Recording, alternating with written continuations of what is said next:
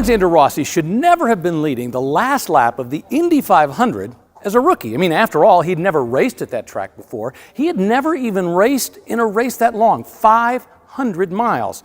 And his team was not one of the big budget operations. They didn't even have a primary sponsor. You know, the company whose name is painted on the side of the car and writes the big check and pays all the big bills. They didn't even have a primary sponsor until just weeks before the event.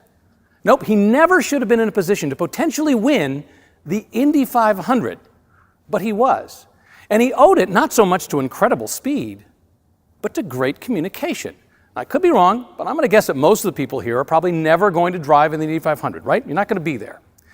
But the reality is the things that team did that day, the way they communicated, are the kinds of things that every company, every organization needs to do on a regular basis. Now, for me to stand here and tell you that if your company, your organization communicates better, you'll be more successful, it's pretty much a no-brainer, isn't it? Which is why sometimes it's great to hear a story about a group of good people who did something amazing, all because they communicated the right way. So let's start by going back to 2016, just a couple years ago, and I'll introduce the players. The first one is the driver, Alexander Rossi. Rossi was a rookie. He had done well in the minor leagues of racing, but he'd never won anything what we'll call the major leagues. In fact, the Indy 500 that year was only the 6th time he had ever even driven in an IndyCar race. His team owner was a guy by the name of Brian Herta. Brian Herta is a former driver who'd gone to the other side of the pit wall, become a team owner, had his team for a number of years, but the reality was they had only won a single race in all their years of trying. And that team, well, it was a good team. They had good engineers, good mechanics, but when you get right down to it, speed is all about money, and they never had the budget necessary to pull off a big victory or compete at the front. You know, it's a lot like a lot of organizations. You don't have the resources necessary to make winning, to be successful, a little easier. And there's one other player I need to mention, and that's me. I spent the last 3 decades covering auto racing for ESPN and other television networks, and that day, I was part of the ABC broadcast team. I was a pit reporter, going up and down pit lane, telling the stories of what was going on during the race. And I was assigned to cover a number of drivers, including Alexander Rossi. Of course, he's a rookie, right? How many times am I going to talk about him during the race? I have other drivers who I'm going to spend much more time talking about. And let's explain the Indy 500. It was first run back in 1911. It is truly a test of man and machine. And some of the people who've won that race have gone on to become very famous. Names like Mario Andretti, A.J. Foyt, Helio Castroneves. How many people know Helio Castroneves because he won the Indy 500 3 times? How many know Helio Castroneves because he won Dancing with the Stars once? There you go. Just shows that race car drivers are actually athletes, number one, and number two, a little publicity never ever hurts. And there are some drivers at the Indianapolis 500 that you've never heard of. Guys like Lloyd Ruby. Lloyd Ruby is considered the greatest race car driver by many people to never win the Indy 500. Something always seemed to get in the way. For example, back in 1969, Lloyd Ruby is leading the race, late in the race, and he has to come in for a pit stop. A pit stop is where they come in, they change the tires, they put the fuel in. So he comes in, they plug the fuel hose into the side of the car. There's a guy at the front of the car. His job is to watch as they come in, keep track of everything, and then send them back out. He's watching as they put on all the tires. When they get the tires done, he motions for Lloyd Ruby to go back out on the track. There's just one problem. They hadn't finished putting the fuel into the car. When Lloyd Ruby pulled away, it literally ripped open the side of the fuel tank. All the fuel poured onto the ground. Lloyd Ruby's day was done. All because of a communication failure, a communication problem that happened in that pit stop during that race. By the way, who won the race that day in 1969? Mario Andretti. Who do we remember to this day? Mario Andretti.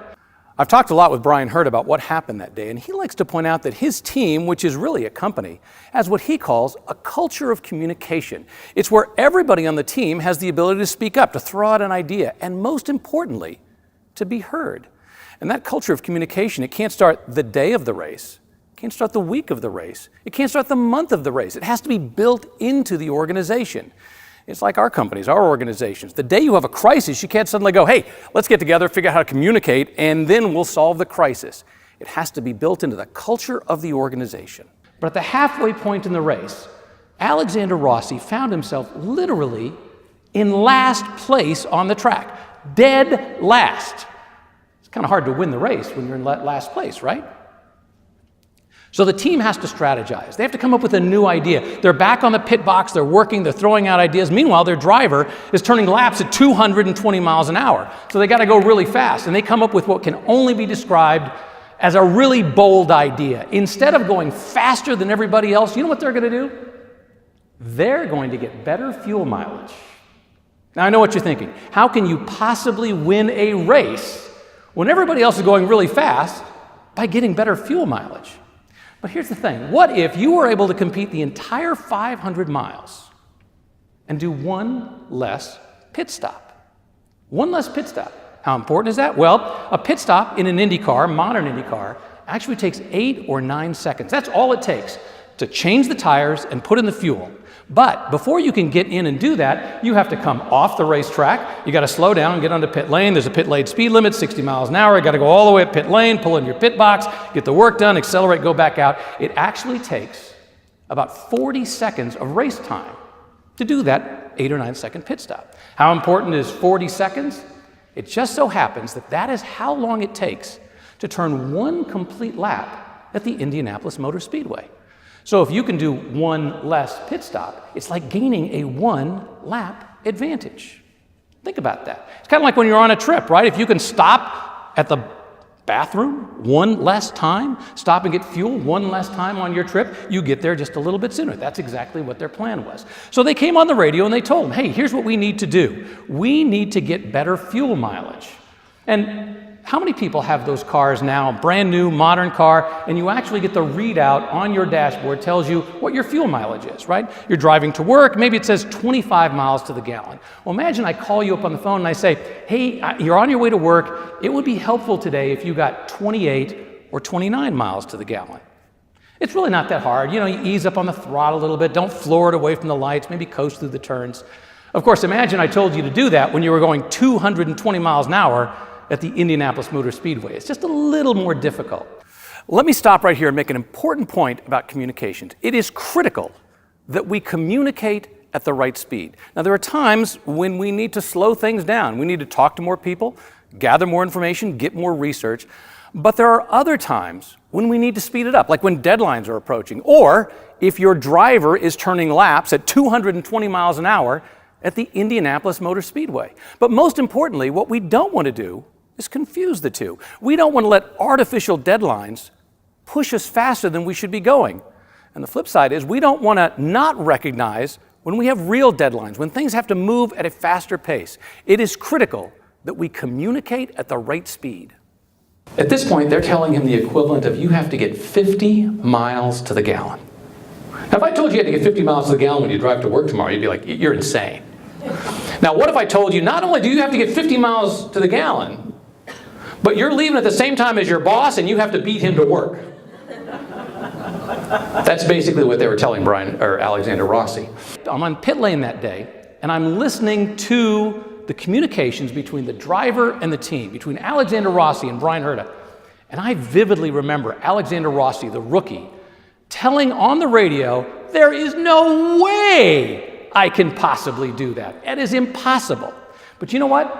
The team strategized, they gave him ideas, they gave him ways to pull it off, they gave him advice, they coached him through the entire process. And the interesting thing is it turns out that Alexander Rossi is not only a great race car driver, he is really good at saving fuel. Second place, as they cross starting the last lap, is 20 seconds behind Alexander Rossi. Alexander Rossi goes through the first turn. He still is under power, still has fuel. Now, I should point out, the Indianapolis Motor Speedway, we call it an oval, but in reality, it's a rectangle with the 4 corners. And each one of those corners we call a turn. Turn 1, 2, 3, and 4. So he goes through turn number 1, still under power. He goes through turn number 2, he's still under power. But as Alexander Rossi enters turn number 3,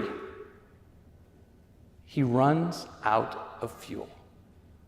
He is 1 mile from the finish line of the Indy 500, about to win the race as a rookie, and he runs out of fuel. They said, instead of the car going as it goes by, it just went whoosh.